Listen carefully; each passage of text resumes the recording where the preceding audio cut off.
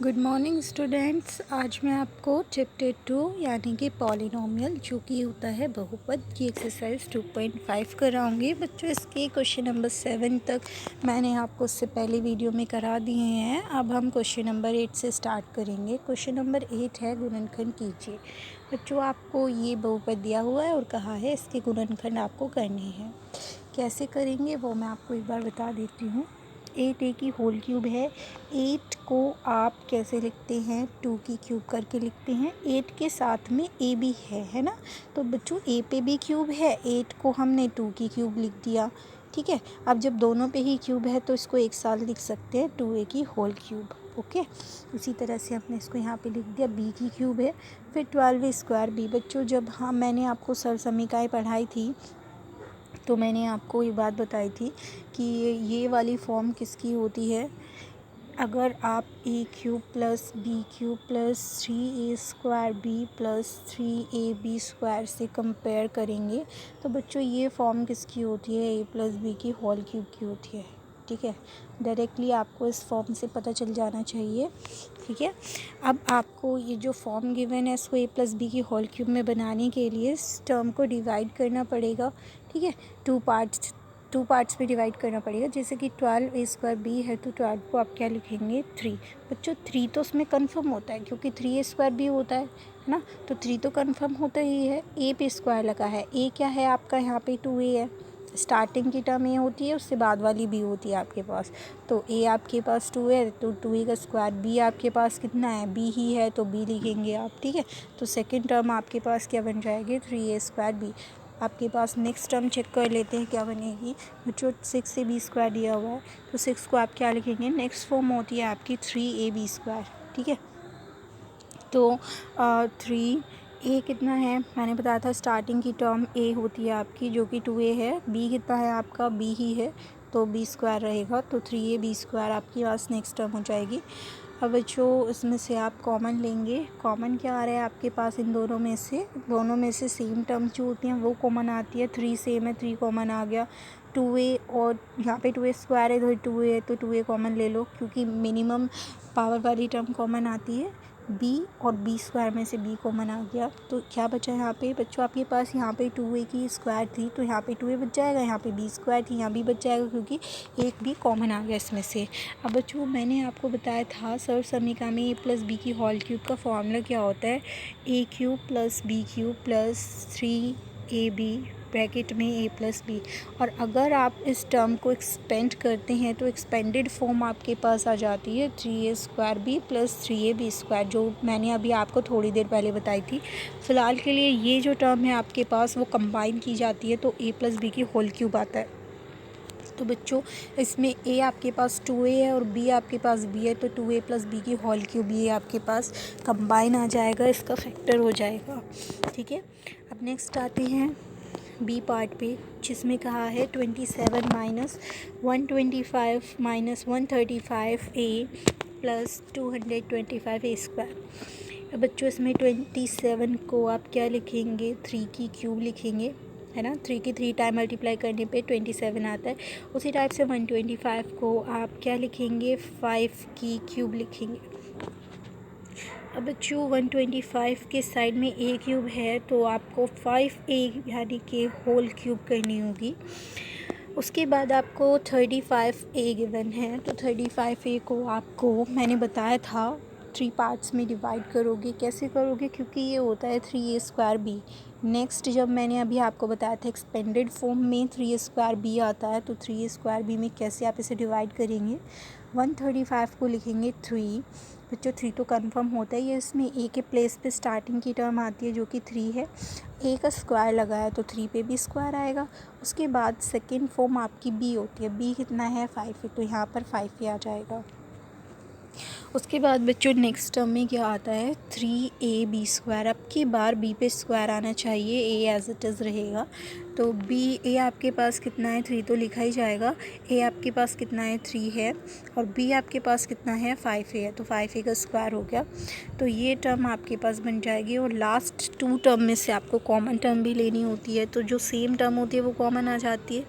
3 same है, फिर 3 square और 3 में से 3 कॉमन आएगा 5a, और 5a स्क्वायर में से 5a कॉमन आएगा, आपके पास बच जाएगा 3 माइनस 5a। ओके, अब बच्चों ये जो बना है आपके पास a cube minus b cube minus 3ab, किसका फॉर्मूला होता है a माइनस बी की होल क्यूब का, जो कि मैंने आपको सरल समीका में बताया था। एक बार मैं फिर से यहाँ पे आपको रिमाइंड करा देती हूँ।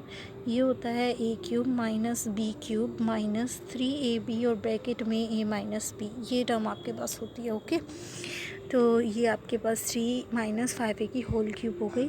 ध्यान रखना, आप a के प्लेस पे आपको 3 पुट करना है और b के प्लेस पे आपको 5a पुट करना है। इसका नेक्स्ट पार्ट है 27p cube minus 1/216 minus 9/2p square plus 1/4p।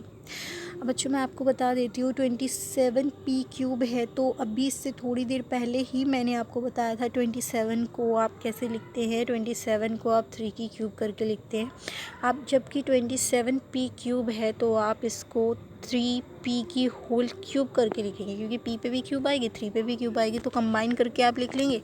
फिर आपके पास 1/216 को आप क्या लिखेंगे 1/6 की क्यूब। बच्चों ऐसा क्यों लिखेंगे, क्योंकि 6 की 3 टाइम मल्टीप्लाई करने पे 216 आ जाता है। ठीक है, नेक्स्ट देख लेते हैं 9/2p स्क्वायर। अब 9/2p स्क्वायर को आप किस तरह से 3a स्क्वायर b में डिवाइड करके लिखेंगे वो मैं आपको बता देती हूँ। 3 तो बच्चों कंटेन है कि 3 ही रहना है, वो तो आपको लिखना ही है ज़रूरी। अब a स्क्वायर होता है, a के प्लेस पे आपके पास 3p है तो 3p का आप होल स्क्वायर करेंगे, b के प्लेस पे आपके पास 1/6 है 1/6 एज इट इज़ लिखेंगे। उसके बाद प्लस फिर होता है 3ab स्क्वायर, अब की बार b पे स्क्वायर लगता है। ठीक है, तो 3 आपके पास एज इट इज़ रहेगा, फिर a के प्लेस पे आप 3p लिखेंगे और b के प्लेस पे आप 1/6 का होल स्क्वायर हो जाएगा। इनमें से जो सेम टर्म है वो कॉमन रह जाएंगे, आपके पास ब्रैकेट में 3p माइनस 1 बच जाएगा। अब बच्चों ये फॉर्म किसकी बनी है, a cube minus B cube minus 3ab bracket में a माइनस बी की होल क्यूब बनी है। ठीक है, अभी मैंने इससे थोड़ी देर पहले आपको रिमाइंड कराया था a माइनस बी की होल क्यूब का फॉर्मूला, तो वही फॉर्म बनी है इसकी, तो ये इसका फैक्टर हो जाएगा। चलिए क्वेश्चन नंबर 9 देख लेते हैं। इसमें कहा है सिद्ध कीजिए, आपको प्रूफ करना है X cube plus Y cube इस टर्म के इक्वल होता है। तो बच्चों अब आप लेफ़्ट साइड लेंगे तो इसमें तो खुद ही X cube plus Y cube है, तो इसे आपको लेके कोई प्रॉफिट नहीं होगा, तो आप इसकी राइट साइड ले लेंगे। X plus Y X square minus X Y plus Y square. बच्चों जब मल्टीप्लाई मैंने सिखाई थी तो बताया था पहले एक्स की मल्टीप्लाई पूरी टर्म में होती है, फिर वाई की मल्टीप्लाई पूरी टर्म में होती है। ठीक है, तो एक्स मैंने यहाँ पे लिख दिया है और उसकी मल्टीप्लाई के लिए उस पूरी टर्म को लिख दिया, फिर प्लस लगाया बिकॉज वाई लिख के उसकी मल्टीप्लाई में पूरी टर्म को आपको लिखना है, जो कि इस टाइप से आपने लिख दिया है। अब एक्स की मल्टीप्लाई आप एक्स स्क्वायर में करेंगे एक्स क्यूब आएगा, एक्स की एक्स वाई में करेंगे तो बच्चों एक्स तो 2 हो गए ना, तो एक्स स्क्वायर वाई हो जाएगा।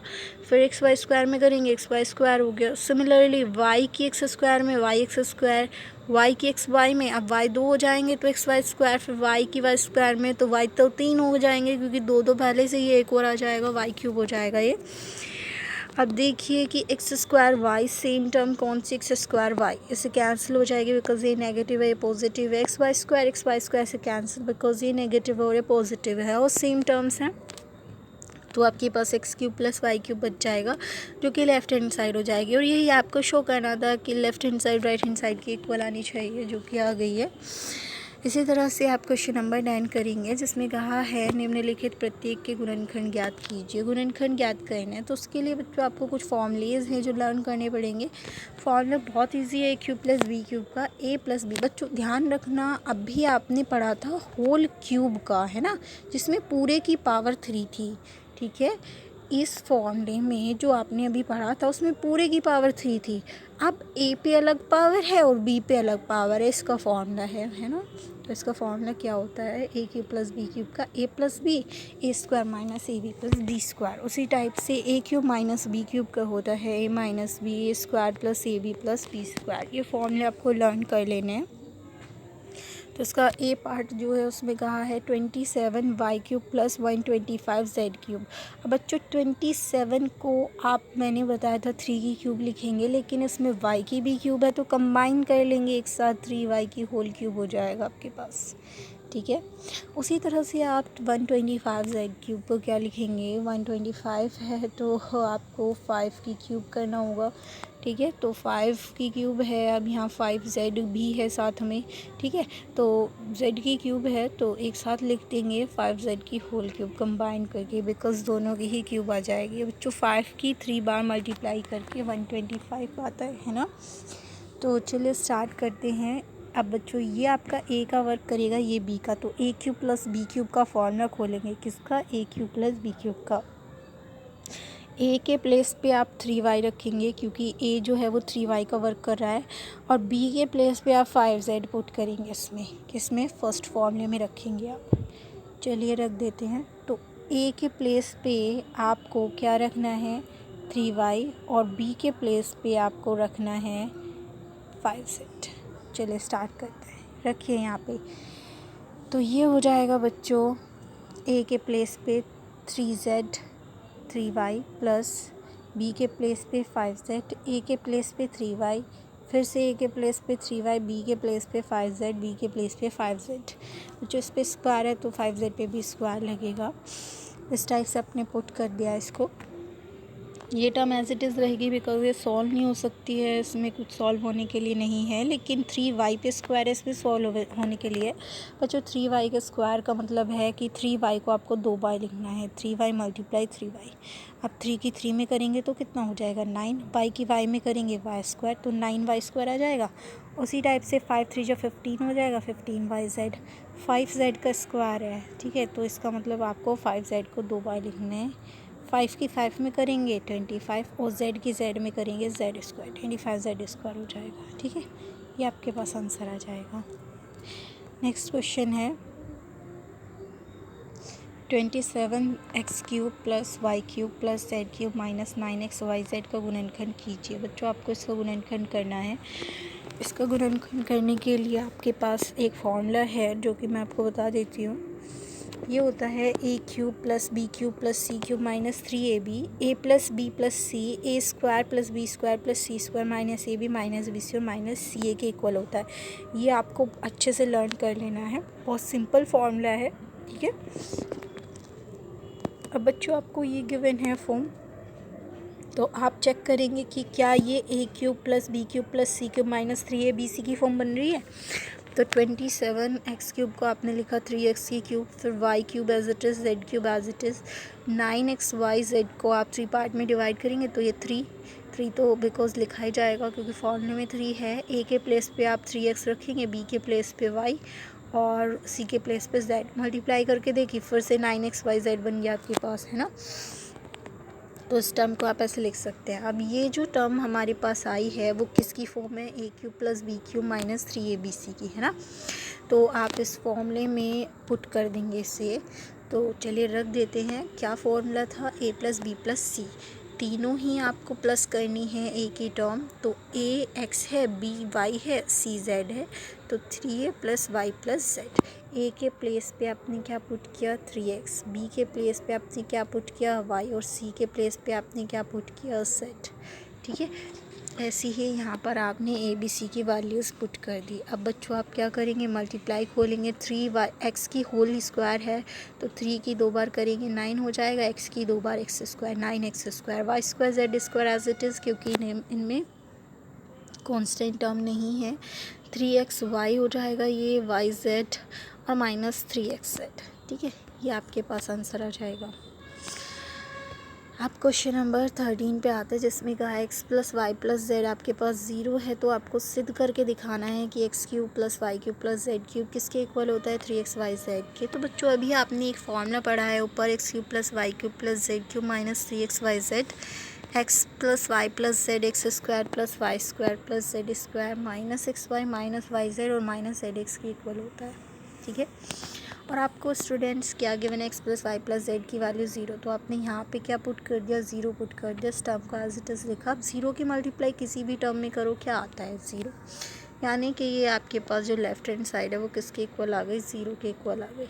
अब ये जो टर्म है माइनस वाली जब नेक्स्ट साइड जाएगी पॉजिटिव हो जाएगी, तो यानी कि ये हो जाएगा x cube plus Y cube plus Z cube equal to 3xyz, और यही आपको शो करना था। इसके क्वेश्चन नंबर 14 पे आ जाते हैं, जिसमें कहा है वास्तव में घन की गणना किए बिना प्रत्येक का मान ज्ञात कीजिए। बच्चों इसमें आपको क्यूब नहीं खोलनी है और फाइंड करनी है वैल्यू। तो अभी आपने एक फॉर्मूला पढ़ा था कि A cube plus B cube plus C cube minus 3abc 0 के इक्वल होता है, अभी ऊपर ही पढ़ा है आपने। यानी कि A cube plus B cube plus C cube को आप किसके इक्वल लिख सकते हैं, 3abc की। ठीक है, तो ए के प्लेस पे आप यहाँ पर क्या पुट करेंगे, -12, बी के प्लेस पे 7 और सी के प्लेस पे 15 लिख देती हूँ मैं। ए के प्लेस पे आपको -12 रखना है, बी के प्लेस पे 7 और सी के प्लेस पे 15। तो आपने पुट कर दिया ए -12, बी 7 और सी 5। तो ये हो गया बच्चों आपका -12 की क्यूब, 7 की क्यूब, 5 की क्यूब इक्वल 3abc। इनकी मल्टीप्लाई करने पे 1260 आ गया, यानी कि ये टर्म इसके इक्वल आ जाएगी। बिना क्यूब किए हमारे पास आंसर आ गया है। ठीक है, बच्चों मैं आपको बता देती हूँ कि ये टर्म 3abc के इक्वल कब आती है, जब इन तीनों का सम करने पे 0 आ जाए, यानी कि -12 प्लस 7 प्लस 5 इन तीनों को ऐड करने पे क्या आ जाए, 0 आ जाए। बच्चों 7 और 5 12 होते हैं, तो +12 और -12 + 12 कितना हो गया, 0। तो 0 बन गई ये कंडीशन, तो इसलिए ही हमने इसको 3abc के इक्वल लिखा है। अगर इन्हें ऐड करके 0 नहीं बन रहा है तब 3abc के इक्वल नहीं लिख सकते आप। ठीक है, आज के लिए इतना ही। Thank you.